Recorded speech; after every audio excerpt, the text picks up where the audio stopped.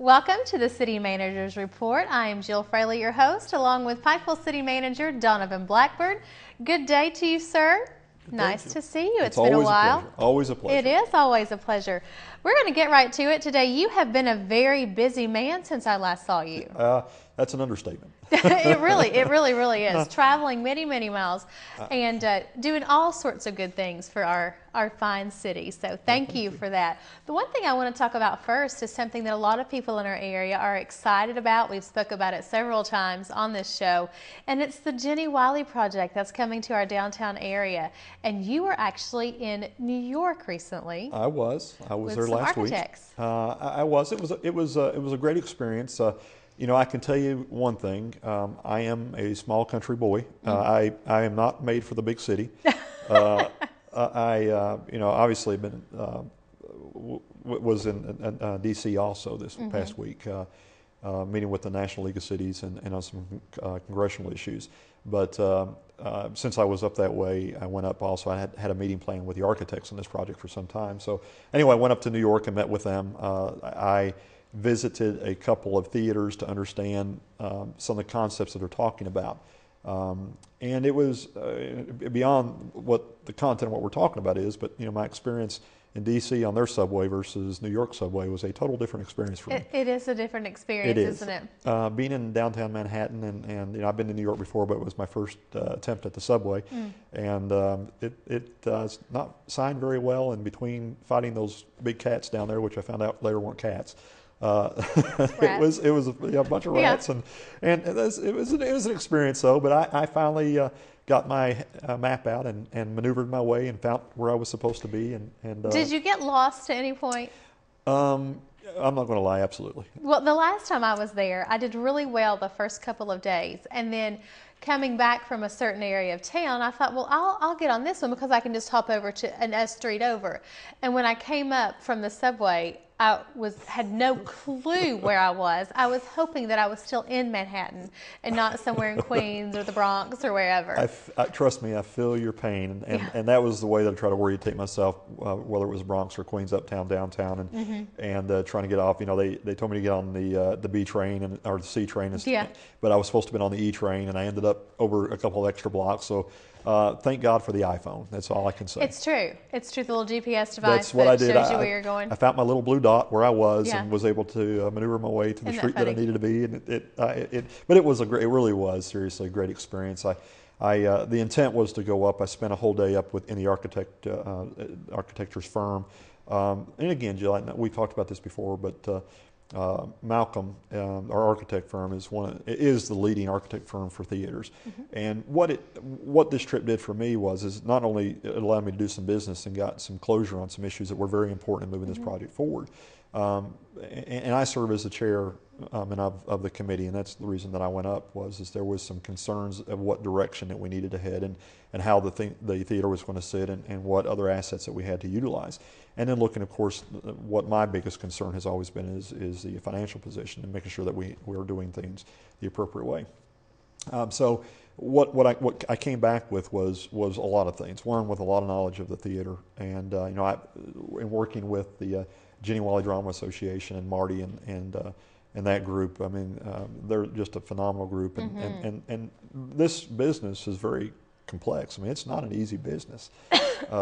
Understanding how they get talent and the facilities that they have to have and the sound systems to make it a good performance and those type of things was, I'm more about how the box looks and what it's going to look like and what the cost of it's going to be. So I had an education, and what I found is that this firm, that this is a very small project. As a matter of fact, I was really amazed that they agreed to take this project on because I mean this firm is doing $30 and $40 million projects, and I saw they've got about 22 projects going on right now, and by no means is ours anywhere near in the mix of the size of what these things are doing. They build all across the country for various universities, and as a matter of fact, I forgot what the university was, but they got about $60 million for the projects going on just one university, and it's all related to the arts, doing massive 2,000 and 3,000 seat theaters. So, our 350 seat box compared to a 3,000 seat was Right. puts it into perspective. But anyway, so what I was able to do was to go up and visit their shop to see how they go through the process, and they actually have they're on the top, I think, 27th floor of a downtown Manhattan firm, high rise. Thank you. Another little secret that I'll tell about myself is I don't like heights. So when I got off the elevator, they have the whole top floor, and the elevator's in the center of their office. And it's kind of I won't say a small office, it's fairly small. You walk around, but they've got it built around the elevator. So when the doors open, they had these 2 atrium doors that were open onto the patio, of course. So I'm walking out looking 27 floors down. That was not a fun experience either. It didn't sit well, did it? It did. For the people who are just joining us and might have not heard of us speak about the theater that's going to be downtown, could you just update exactly what that is, what it's going to entail? Because it really is going to be such a remarkable venue for us to have in the city. It is, and I am so excited about this. And I'm glad you brought me back to that point, Jill, because the cost is important and all the things that we were able to work out. And we did finally get closure. I met actually with the committee yesterday and presented to them what the overall scheme is now, the plan for the theater, and I'll explain that in just a second. But so we're on the right path now, and the hope is to have construction started probably around July. Mm-hmm. So with that said, what the theater is of course Jenny Wiley Drama Association is hosted the Jenny Wiley Theater in Prestonsburg at the Jenny Wiley State Park for over 47, 48 years. It's a program that all of us have, or a lot of us have grown up with and seen many great plays. And this is a professional theater. And they were looking at trying to expand and do an indoor theater also. Now they work with the Mountain Arts Center a certain time of the year to where they do some production. But having a permanent space, and again, it's one of the things that I have learned about theater is that it's very difficult to move props and sets in and out. You need a permanent space to where in these what they call tower units, you can raise them and lower them, and it makes it very easy to do production. So as you're even looking at touring groups coming into the area, there are certain facets of a theater that you have to have if you really want to be a professional theater and really be in the business. So they were looking at still, and this is a very important point because I still get people on the street that stop me saying, well, I can't believe that the outdoor theater is going away. And that's not the case. This is just a growth. They're staying put. It's just an extension of, and that's Absolutely. The one thing that we really do want to explain is that the Jenny Wiley Amphitheater is still going to be in Prestonsburg at the state park there. It's still going to be utilized. It's still going to have all the productions in the summer. This is just going to be another venue that they're going to have their productions and be able to do it in an indoor facility and have a permanent place, just like you said. So it's still going to be in Prestonsburg. This is just an extension. It is, and it was very important to them when we first started our discussions for us to understand that. Not that we had any opposition towards it, but for us to understand that they have no intent on leaving where their history is and where their heritage is for this program. So, and we certainly understand that. Obviously, the Jenny Wiley story is in the Jenny Wiley State Park. Right. And that was the intent. As I've said before, with the professional theater or the outdoor amphitheater there, with the indoor professional theater here, and with the Artist Collaborative Theater in Elkhorn City, we've got a great gamut of wonderful facilities with good people and great productions that people will hopefully, the intent is to bring more and more into the mountains. But this theater, we looked at as the contract was developed, of understanding that they would be in existence there, and to enhance their ability. So, because there's some productions that you can do outdoors that are massive, large productions that you can't do indoors, and vice versa. And that's what the intent is. The other intent is with Jenny Wiley coming into the Drama Association coming into Pikeville, is to expand a lot of what they're already doing in Prestonsburg and Jenny Wiley, and that's to work with the university to do a mobile workshop, working with our Pike County and some of the surrounding counties, also school systems. So to bring arts into the different systems and to give these young folks some opportunity. My niece Tara Buckley is she's 13 years old and she loves to sing, and she really wants to pursue this type of field. So having a venue like this, with like the Artist Collaborative Theater and like the Jenny Wiley Theater, will give kids from both parts of the county different opportunities and different venues to go in and be able to sharpen those skills, so that as they want to develop. I met while I was in New York, again, I talked to the architects and said, I really want to see what you're talking about, these tower units. Tell me where I need to go, what theaters I need to look at. So I went and watched the production of Wicked. And it's one of my favorites. It's absolutely it's phenomenal. Great place. First time I saw it. And anyway, after the event was over, I met one of the characters in the play who was actually from Hazard. Really? And yeah, he was from Hazard. And he said he went to school in Hazard. That's where his mom still is. And he ended up going to Cincinnati to study. They got a great arts program there, mm-hmm. and then ended up on Broadway. So again, a lot of what he talked about was, as a youth, he knew what he wanted to do, but having those opportunities. So this is a very important part, and that's what I want to get people past. It's just not about having a 300-seat play downtown. No. This is about creating a program that helps cultivate or educate and give our youth experiences along with entertainment opportunities. And then it's a great bleed-in into what the university is doing with their arts program. Mm-hmm. So there'll be a lot of great things that will come out of this. The theater itself is located, and I know it's had some press on it, but it's located in downtown on 2nd Street, at the corner of 2nd and Division Street, where the Doll Hairs building is. We acquired the Doll Hairs building. And that's what we finally came to, I guess that's a good point of what the meeting with the architects was about, was in looking at it, trying to make this as economically sound as it possibly can be, questioning every dollar because some of these are public dollars. Now, Jenny Wiley Drama Association is going to be doing a massive fund drive here in the near future. They're waiting for the architects to get their first rendition drawing so they can use that to do a fundraising project. But what I looked at, and we've had 2 meetings with the architects here in Pikeville. We've done some Skyping, and our last meeting was a couple of weeks ago, and they brought in some concepts. And still, candidly speaking, I didn't like the concepts because I thought from a cost level it was more than what I felt like we needed to spend. So I challenged them. I had some discussion with the Drama Association and some of the members of the committee, and I challenged them. And I had a couple of very direct phone calls with them and said, this is where I want to go, and they rose to the occasion. They did a very great job at rethinking the process. And what the intent is to build the parking lot beside the old Doll Hairs building that was Marvin Hensley's. We did a property swap, and I appreciate Marvin. Marvin's doing some wonderful work downtown with some new apartments. If you haven't been where the old Hardware Charlie's office is, mm-hmm. where 5 Star Pizza is now, there across from News Express. Marvin's bought several of those buildings, and he's totally remodeling them. And these are going to be state-of-the-art, great, large space facilities. But because of where that was located, the city owned the parking lot behind where the train is, so we did a property swap. So that didn't cost us anything. Mm-hmm. We took his parking lot, he took ours. It was almost the same square footage, but it gave us the ability of having that large lot next to the existing Doll Hairs building. So what I challenged them to do was to take the Doll Hairs building and utilize that structure as part of the theater, so there wasn't any additional cost. So that's what they came out with. What we're doing is where the church is now. If you look at, there's 2 sides of the Doll Hairs building. The left-hand side is where the Artisan Center is, and the right-hand side is where the church is. So the right-hand side of the building where the church is that will actually become the lobby, the bathrooms, the dressing rooms. The structure's already there. It's a great structure. It used to be a parking garage is what it originally was built for. It became Doll Hairs department store. And then the actual theater box itself will then be located with the seats and the stage in the parking lot. And what we've been able to do, because over the next 20 years, Jenny Wiley has a growth plan, and that's what they were projecting from their board.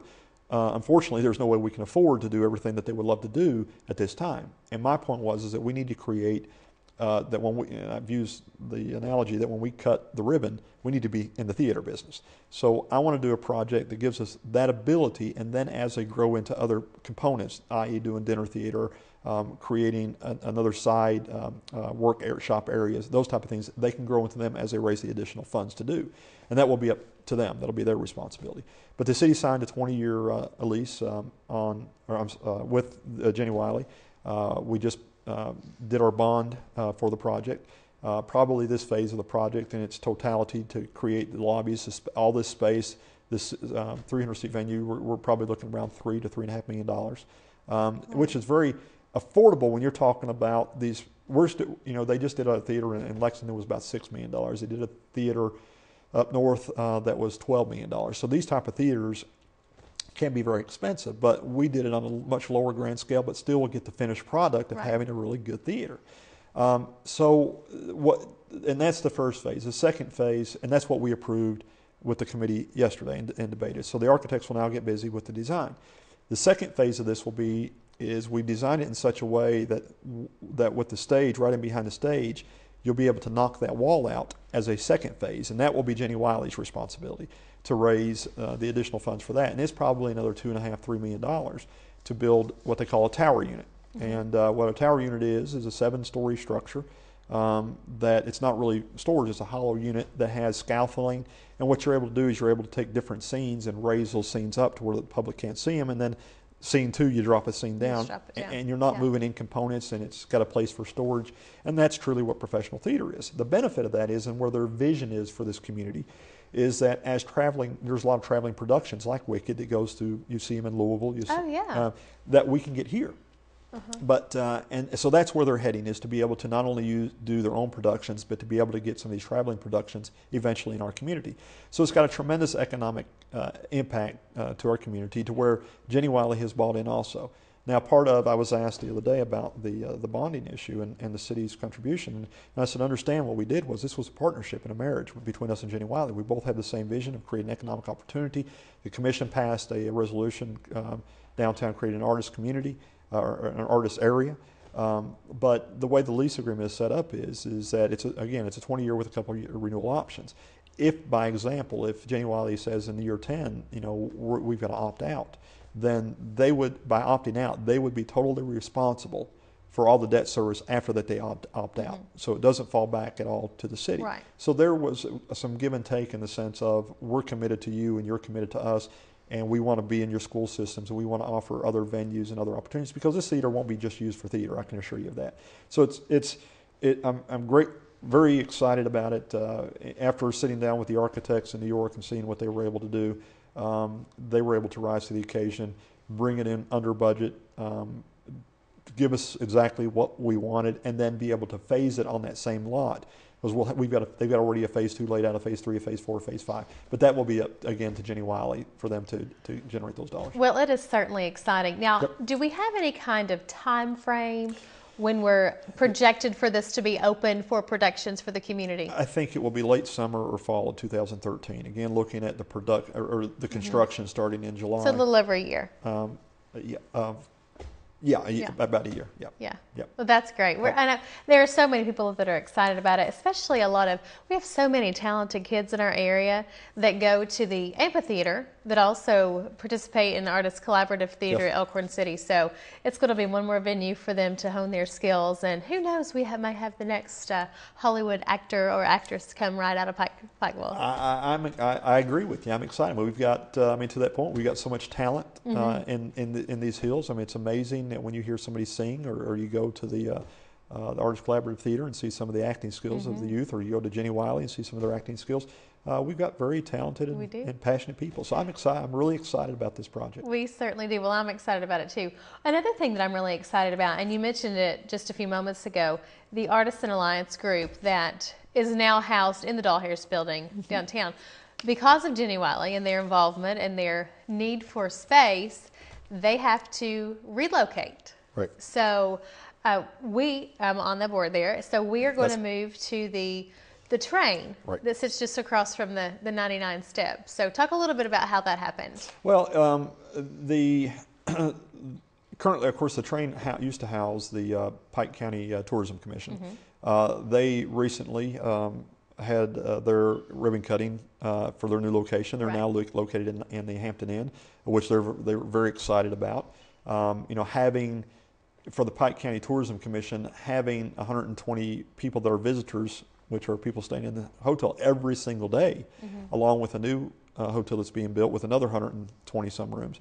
So having 250 people a day that they can cater to and offer services to was a tremendous opportunity, because that's what the Pike County Tourism Commission does. They do a wonderful job at creating brochures, which we'll talk about here in a minute, educating people to what all is available within Pike County. So being there, they're great. So they moved out of the train.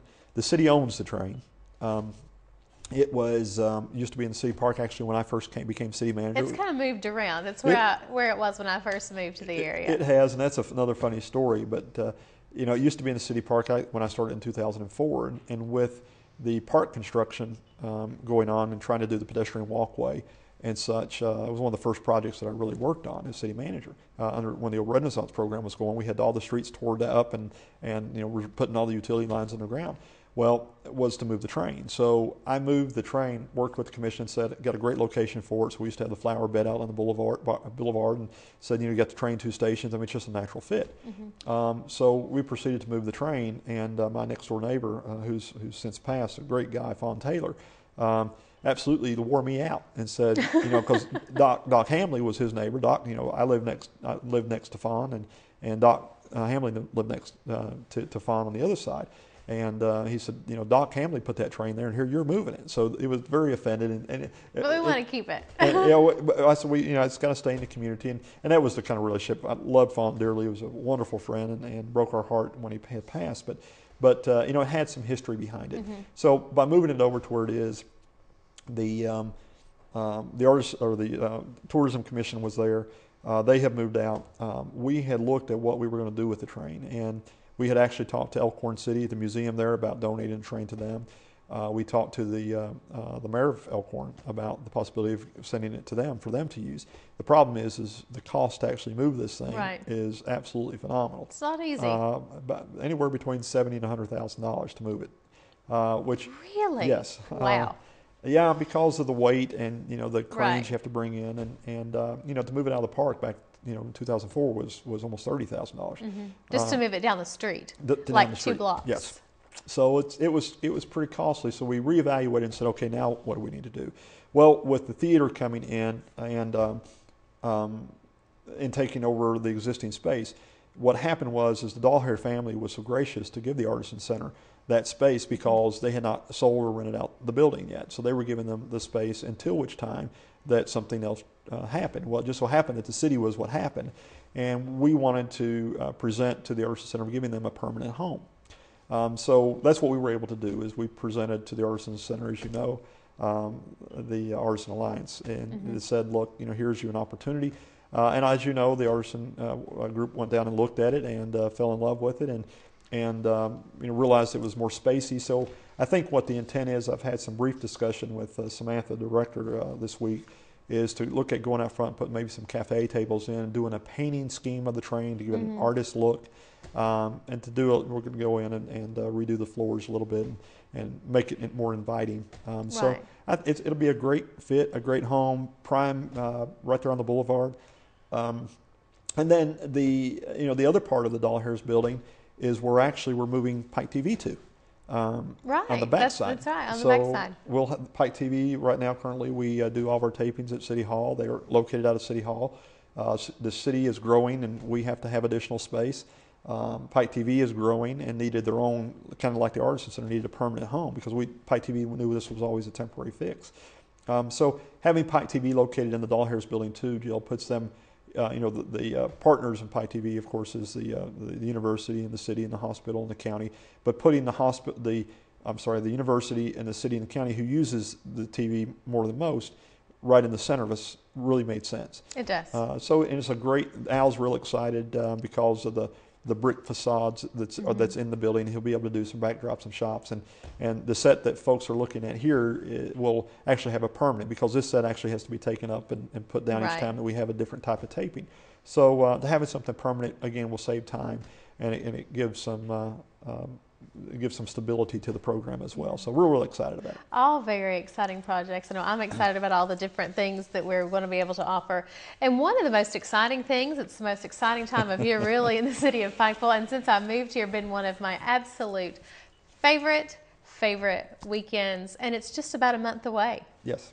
And that is Hillbilly Days. It is. Yeehaw. Absolutely. I was told yesterday that at the radio station we're going to do some skits, some spoofs on our websites, and we're going to use a hee-haw theme. So we all had to pull out our best hillbilly garb which has been interesting to say the least. But it's a fun time, and the cause that it goes to is so phenomenal. I mean, you really, when you get down to the nuts and bolts of it and knowing that you're doing something for kids, it just makes it all worthwhile because it is a massive, massive undertaking.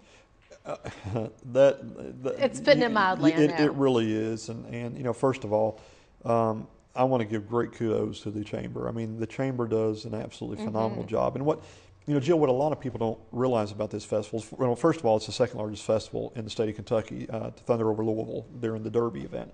But this is a massive undertaking, and a lot of planning. This just doesn't happen in a week's time. Literally, the chamber works on this throughout the whole year. The day after Hillbilly Days, they start the next year for planning, because trying to coordinate all the vendors, where they're going. You know, it's like I said, it's a massive undertaking. They put a lot of staff hours into it. And then if you haven't seen it, not that I'm advocating everybody come downtown and watch it, but the Wednesday before Hillbilly Days, if you haven't seen it set up, it is worth the trip to watch how they do this. I have seen it, it absolutely is. It is a well-oiled machine. They have done, I mean, they've got this down to a science, and you know, the city has interjected over the last several years in helping them formulate some different patterns in and out of the city. But you know, understand that these are all volunteers that come downtown as street captains from our business community. They stay down there. They actually will start beforehand, marking off the streets the weekend before, where each vendor sets up. They do it with chalk. They used to do it with paint. And I made them change it to chalk, and we laugh because it's an inside joke with the chamber. But they come down, they mark it off, and then the day of the event, there's 3 different patterns of traffic that comes in 3 different ways. We bring them up the streets different ways, and the street captains have different segments, and they work with them. And to get that many vendors in here, to get them water and sewer, or not sewer, I'm sorry, water and electricity hooked up, and to have the fire department come over and inspect, because each booth has to be inspected. Usually, again, it'll start about 5 o'clock, and by 10 o'clock, we're done. Done. Everything you see downtown, those hundreds of booths, is all set up, inspected, set up, all the vendors in the parking garage, all basically within a 4 or 5 hour period. So I mean, and it's done again with a lot of hard work and the volunteers of this business community, which, you know, understands the event and does it. So, you know, when you hear what all this event brings to the community, not only the economic opportunities and the amount of people that it comes into the community, but also, you know, to help the Shriners Hospital, to help the children, is just a great, overwhelming experience, and that's why the chamber does it. And I'm excited about it. And of course, you know, this year it's April the 19th, 20th, 21st. If you haven't been online to see, they've done a really good job. They've done some changes to the website, the Hillbilly Days website. So, you know, anybody can get on to www.hillbillydays.com and see all the things that are going on. And of course, as I said, the Pike County Tourism Commission developed this brochure. They do a great job with it every year that has just the basics of what's going on Wednesday, Thursday, Friday, and Saturday. Of course, the carnival always begins on Wednesday, and then between obviously all the vendors are open, and you've got the welcoming ceremony at 5 o'clock in the city park, and you've got the fireworks that will be at dark, and in case of rain, we do them the following evening. Appalachian Wireless sponsors the fireworks for us each year, so we really appreciate the fire department. Pikeville Fire Department sets them off. The city and the county shares the expense with the insurance to set them off. So it's like I said, it's a very good brochure. They've done a great job. But like I said, I tell folks, because it's amazing even to this day, as long as this festival's going on, people will call and say, well, what's going on here or there? All you have to do now is log on to the website, and you can see what vendors they are, where they're located, what event at what time. So it's become very transparent, the event. It is. Now, let me ask you this. Do you have certain places that you go to every year? I do. In order, and I'm talking about eateries. Yep. I knew where our mind was. Yeah, we're all about the food. We're all Absolutely. about the food. But it is just amazing to me. And you made reference to the electricity and the water that these vendors have to have.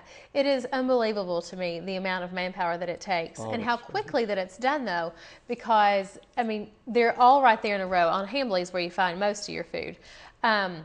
But just to have them up and running and cooking, and I've been over there as early as, say, 9 o'clock in the morning. And there is one particular booth that has cinnamon rolls. If you've never visited there, that's usually on Main Street. I have visited there. And then there is Mr. Beepy's that's on Ambly, and then you have Miss Piggy's down the street. But it's really, it's such a traditional thing that you pick these vendors out, you go and you see them every year. It's the same people coming in, and they love our festival and they love our community and its members. And I think it really just speaks volumes about the way that we do things, yes, and about how organized it is that they want to come back. You hit 3 of my 4 places that I also go. I'm also a fan of the strawberry shortcake across from BB&T. My wife does the strawberry shortcake. I do the green and white funnel tent on the boulevard. Okay. As a matter of fact, the funny story again on the funnel tent is the gentleman that operates it is from South Carolina, and I've gotten to know him because I go there frequently. There. I do. It's a daily thing, and it's the only time of year that you can do that too. I mean, it's that one time where you take those 3 days out, and the diet just throws out the window. It's out the window, and we know, and usually, it's my wife and I, we diet usually the week beforehand, absolutely, just to be able to fill up that day. But we, a lot of these vendors I've gotten to know. Actually, when many years I worked for Lowe's, one of the store managers, when I was a store manager, actually now is retired, and that's what he does for a living, is bring these vendors around. And I ran into him, and I was just surprising because he's from West Virginia. What are you doing here? What are you doing here? He said, I thought you were still out of Pike County. So it's amazing the relationships that's been created. But the funnel guy, Bob, is frequently there's so many. It's just a great story that he's invited me to he has this big spread. He's invited me to his house.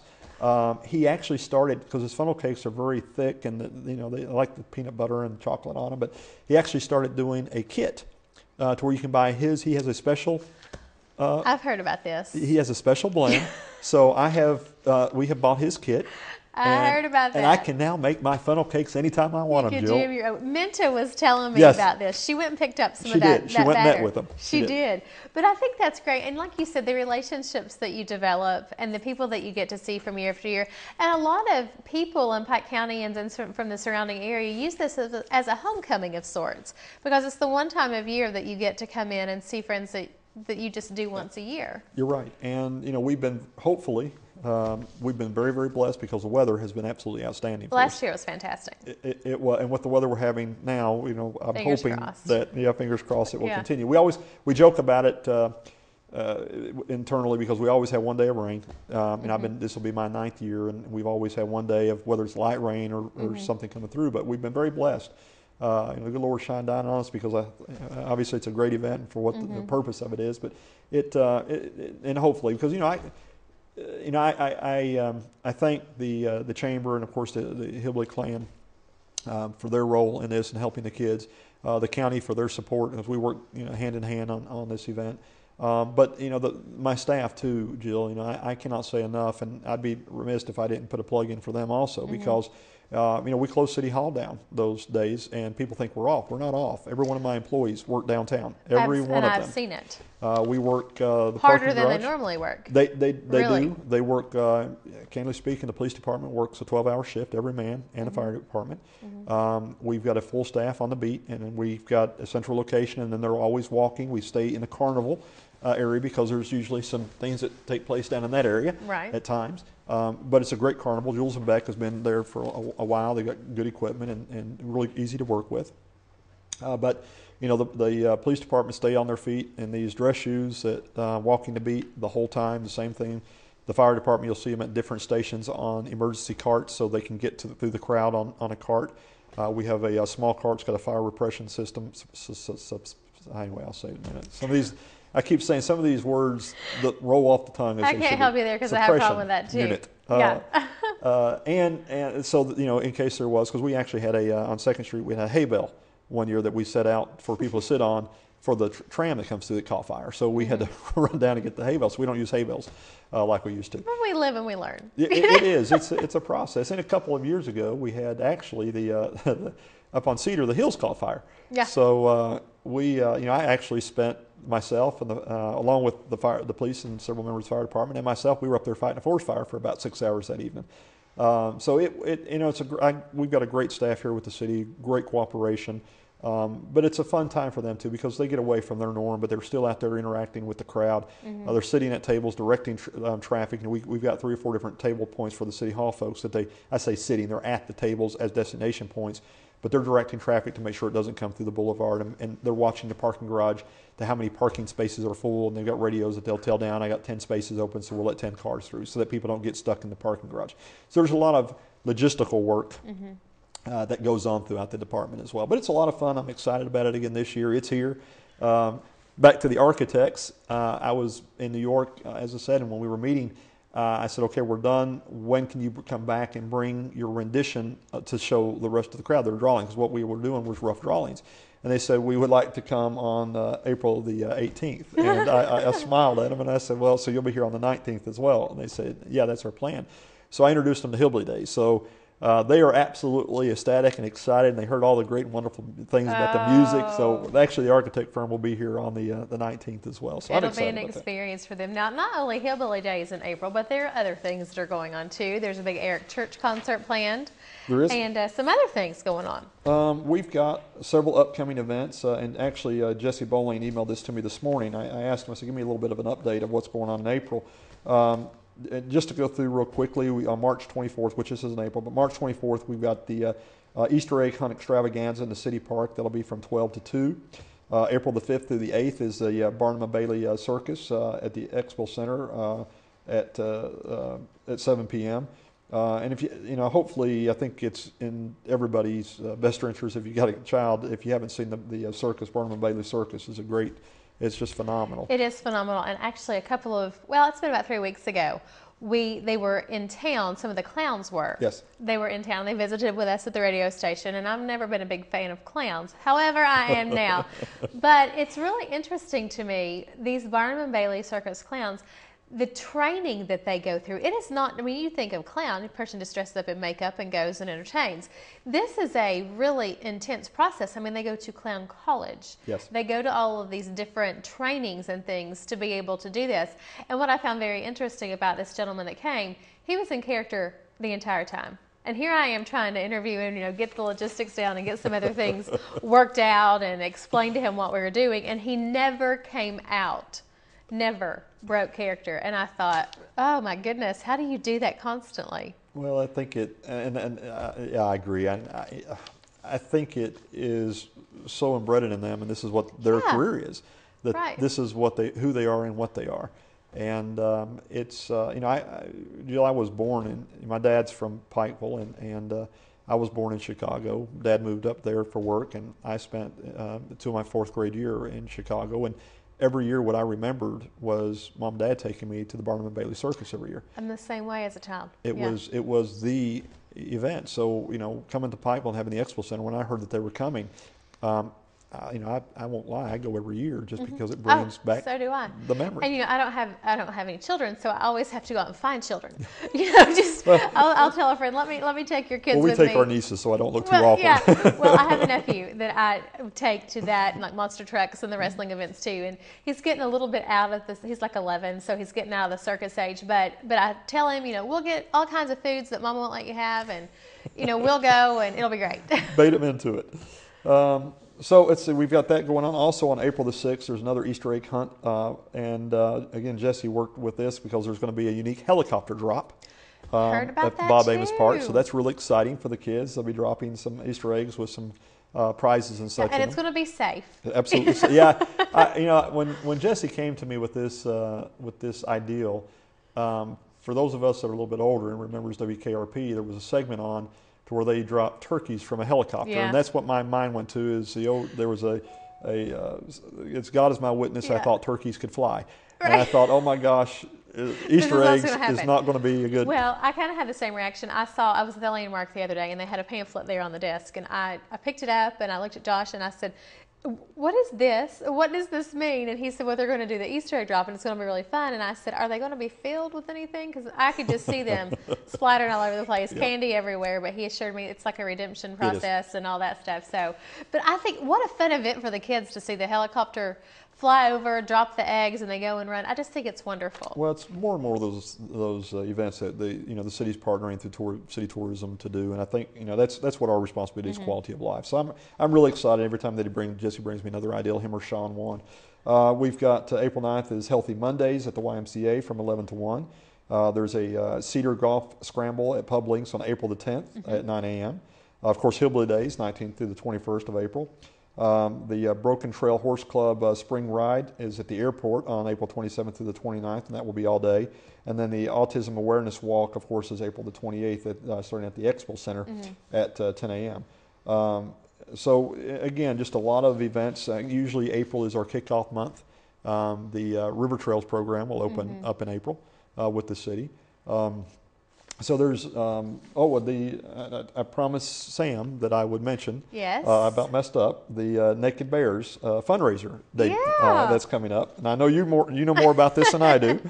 Well, it's just going to be a great time. If you've been to like Cincinnati, and they have the pigs there, I think it's in Cincinnati, and then they have the horses all over Lexington that are painted. The Naked Bear campaign is one that I think is just fantastic, and we have white bears that businesses can get a hold of, and they paint them just like these other places do, and we're going to have them positioned throughout the city. So everybody, Cincinnati has the pigs, then the horses in Lexington, we're going to have the bears, which I think is just great, and there's going to be a kickoff event for it. Yes. March the 30th from 6 to 9. Yeah, March the 30th from 6 to 9, and it's going to be really phenomenal. And if you need any more information, you of course can contact Sam, and she will give you all the information. And it is held. I'm reading the great brochure that she put out. Yeah, isn't that cute? But it's on 2nd Street at the Artisan Center now, 224 2nd Street. So it'll be a great event. It's a fundraising event. The debut, Sam had brought me this ideal a year ago that I'm thinking about bringing this before the group, and I think this is absolutely phenomenal. Oh, I do too. When she first told me, and of course she told me a month ago that she told me about 2 months ago that I had to keep quiet. Yeah. So I haven't been able to tell anybody anything about it. And of course, working in radio and we do all sorts of public service things, I have waited and waited to be able to talk about it because I do think it's wonderful. It's just going to add a lot of color and variety to our downtown area, and with the Bears, and the University of Pike will be in the Bears, it's just a perfect fit. It was, and I was in D.C. last week, and they actually had pandas. Painted. So, okay. And in speaking with Sam I think week before last, she told me that she has spoken to some of the artists that actually did the horse paintings in Lexington, and that they have some interest in participating. Fantastic. So there's a lot of again, it's bringing that art and cultural piece into our community, which is very important. And so many times we've talked about members of our community or in our area that think they have to go out of town to get all this knowledge and get all this culture and that sort of thing. Well, the fact of the matter is that we have everything you need right here, and it's just getting bigger and better and better and better, and just I'm thrilled about the Bears. I can't wait to start seeing them pop up. Me too, and again, I say this frequently to those that serve on these boards, that serve at the pleasure of the community. There's no pay involved, but there's just a passion. Right. And I know the board that you've volunteered to serve on has just got a great passion for this. A lot of great, wonderful people, and I'm real excited about it. A lot of fun. You mentioned earlier the tourism office for Pike County moving into the Hampton, and you showed the brochures for Hillbilly Days and everything else. And what comes to mind when I think about that, just another great service that we offer here for our visitors that come into our area. We also have the Hilton Garden Inn that's coming next door. But when I think about it, I think it's kind of like a concierge service at the hotel, but it's the Tourism Commission, which I think is perfect. Yep. It is. Judy Patton, who is the chairman of the board, I'm the chairman of the city's commission, and Judy's the chairman of the county's commission. And Judy's a great friend of mine. I love her to death. Absolutely. Anyway, she's just funny and just admire her. But she's done a great job under Tony's leadership and direction of creating, again, a lot of marketable pieces. They're working hand in hand with the city's tourism commission. Just a lot of wonderful work that's going on right now. But having that in the hotel, and if you've driven by the boulevard, you'll see that there's actually some equipment sitting on next to the hotel to where they are getting ready to start the new Hilton Gardens. The only thing that they've been held up on and waiting for is the permit from the estate. They've got the designs done, the bid's been let, the funding's in place, so the new Hilton Garden is shortly coming into play. And we've had the rendition here on the show in the last little bit, and it's absolutely gorgeous. And I'm sure you can go to the website and kind of view some of those pictures, but it really is. And the whole, we talk about all these different projects and different opportunities coming to our area. Our whole landscape is changing. It is. And I think that's very exciting. Well, it absolutely is. And I'm excited too. With change comes the need for services. And I want to put that into perspective a little bit because I know, Jill, there's been some discussion here lately in the media that's evolved around coal severance, evolved around actually some around Pike TV. Right. And I don't think it's over. There's going to be some additional debates going on. The Pike TV piece, just for example, there's a special called meeting next Tuesday, the 27th, that will be in the Sturgill boardroom at U-Pike, to where some of these items of concern can be worked out. And what I'm talking about, just to briefly glance myself off of it, is that I don't think it's productive in my chair to sit around and point fingers and call names, and that's not what people have elected their officials for. They've elected them to be progressive. They've elected them to represent them in a wholesome, good environment and in a professional manner. And I'll say this, that this commission has done that. You can look around and see at the progression. When you don't worry about the name calling and all the finger pointing, you get things done. And when you get things done, you look at all the growth that the city's had. We're talking about the last show that we had and putting up all the new businesses that have come. Well, when you create those hundreds of new businesses and all those new jobs, yes, you create additional income for the city, but what you also create is additional demand of services. Right. You create the need for additional sewer. You create the need for additional police, fire, all the things that these businesses need. Understanding that the city's landmass has grown by over a third in the last 8 years. Understanding that the city's businesses has almost doubled over the last 8 years has put a strain on the services. But what I want people to understand is that if you, as an analogy, a wheel is only as strong as its hub. And if you don't strengthen the hub and make sure that, because understand that there's been some discussion about the city of Pikeville only has 6,900 people. Even though that's true, that's residents, but it's where over half the people of Pike County work. It's got a service area of over 240,000 people.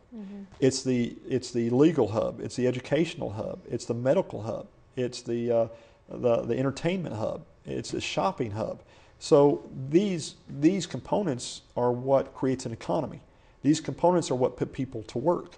And if you don't strengthen your hub and you don't keep that stable, then the spokes have nothing to rely upon. So I'm a Pike County, and I'm a city of Pikeville too. I grew up on Greasy Creek. When we moved back, I went to school at Greasy Creek Elementary. My wife is from, we moved to Pikeville later on. My wife is from Millard. Her dad is a Primitive Baptist minister, David Coleman, his family lived up at Fish Trap. They currently live at Pompey. So my heritage, along with many of us, is not just in the city of Pikeville. Right. It's a community. But if you look at, again, I challenge anyone. The city, had a 10% population increase. We've had business increase, and it's because we've been able to strengthen that hub. We've had good vision. We've had no infighting amongst the commission. They've had good vision. They serve the community because they love their community, and things have gotten done. And we've got to move past this name calling and bickering and all these things that are counterproductive. People don't want to hear that. No, they don't. I was taught growing up that if you want respect, you give respect, and that's what we have to understand. And I don't blame anybody for wanting their fair share, but you got to look at it fairly. And as I said, I'm not going to go down the path of addressing some of the things that I don't think really warrants attention or time to. But what I will say, since we're on this subject, I didn't mean to go here immediately, but it's your show.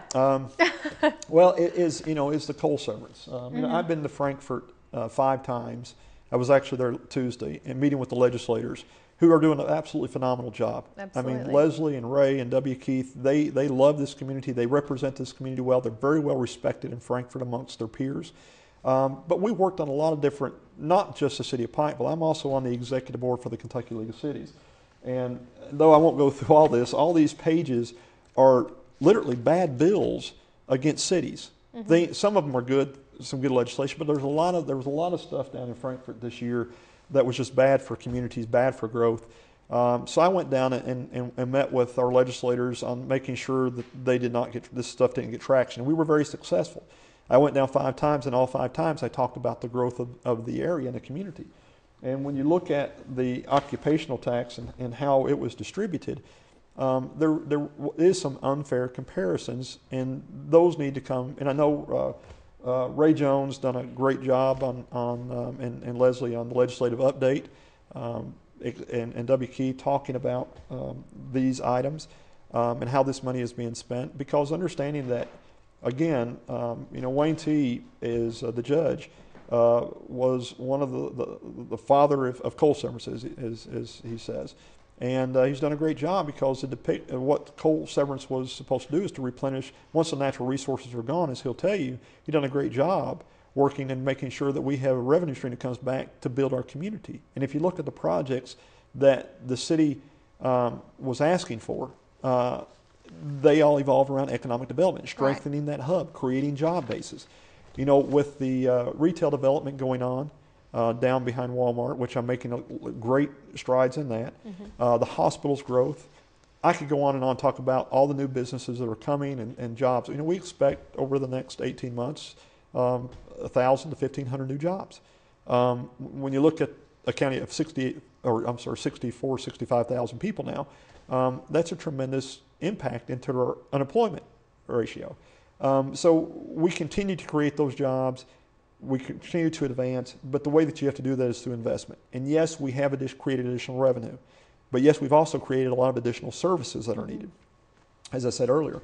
But I went back and looked at, again, the great job, and legislators understand that, because the point I was making is that once the coal is gone, we've got to have an economy, whether it's tourism, investments in things like Jenny Wiley, whether it's legal investments in the downtown Renaissance, and which allowed to pave the way for the new judicial center, whether it's medical, again, the city working with the hospital on a $100 million expansion, which will create several hundred new jobs, working with on educational, whether it's the city working with the medical center on the $26 million bond that we helped or that we conduited in order to create that project.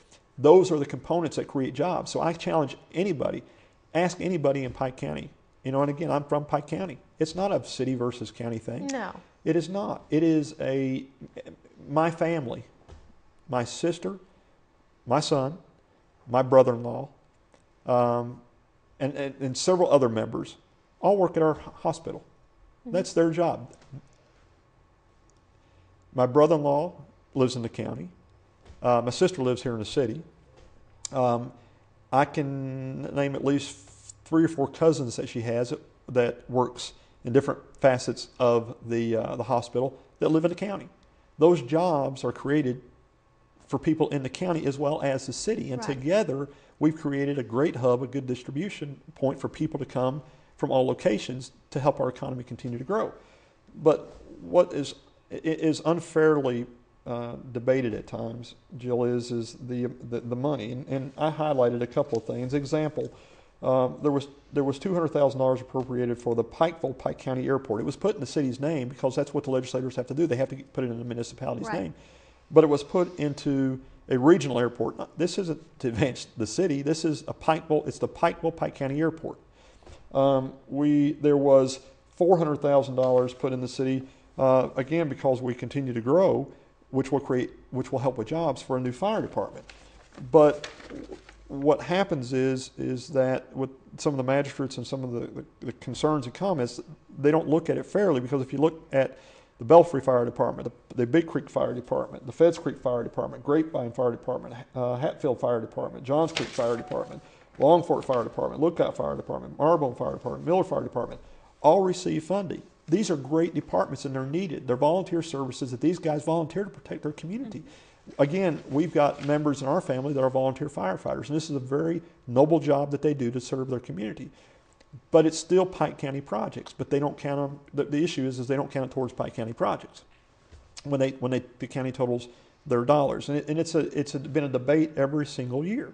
And it's not about what's yours and what's mine. It's about what's ours and what we can do to advance our community forward. And again, the East Kentucky Expo Center, $300,000, $150,000 each year.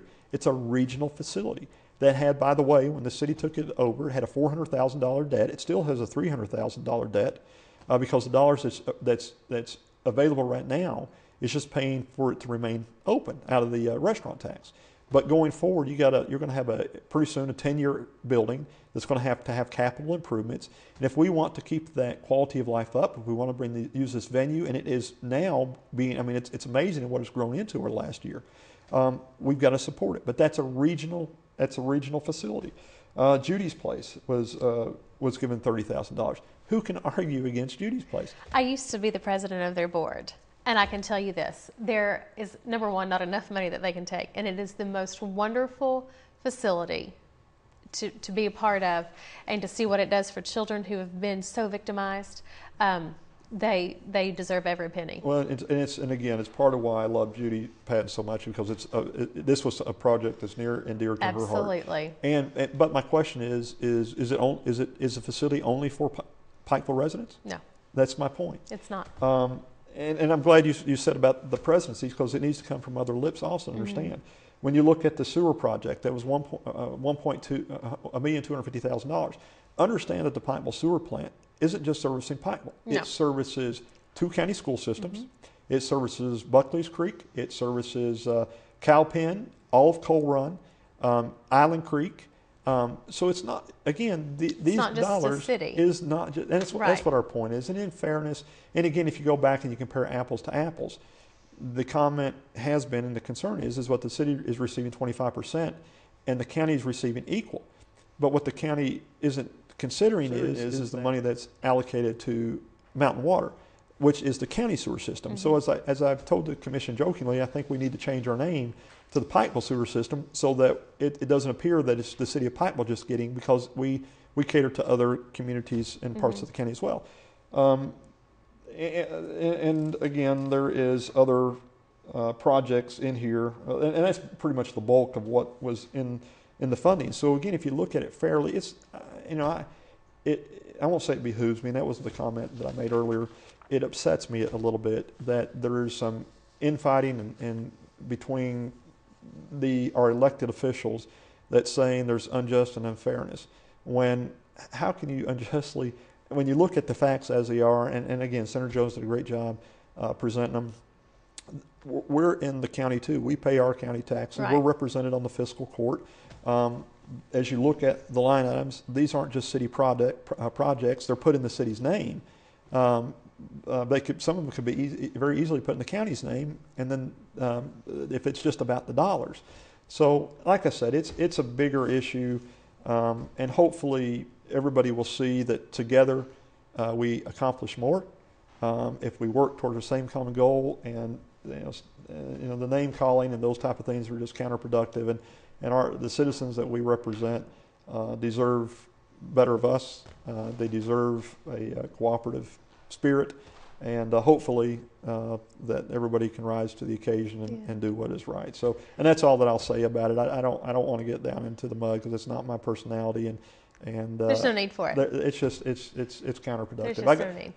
We got to concentrate on growth. We got to concentrate on things like retail growth and the hotel and the hospital and all the great things. And Jill's sitting here talking about creating another 1,000, 1,500 new jobs. I mean, that's positive. That's great. That is. I mean, and that's in a short period of time. See, we're talking about 18 months here. Yes. And that's one of the reasons, and when I get to watch the show back, as I do occasionally when I, turn on the TV, that's one of the things that this show is makes so much sense to do, is to let people know about the great things that are coming to our city. Let them know why they're coming here, and let them know where the funding's coming from, because you see a lot of different stories, I'll say, about the misconstrued ideas that some people will have, and the fighting and the bickering and things like that. But that's what we do this for, right, is to make sure that people know exactly what's going on, straight from the horse's mouth, so to speak. Well, you're right, because the intent of this Pike TV is transparency. Absolutely. Government works for the people, not for itself.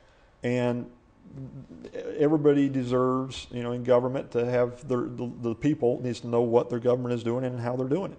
So I'm ecstatic that we have a station like this that can bring in a program like this that people can hear what's going on, and because I think education is a key.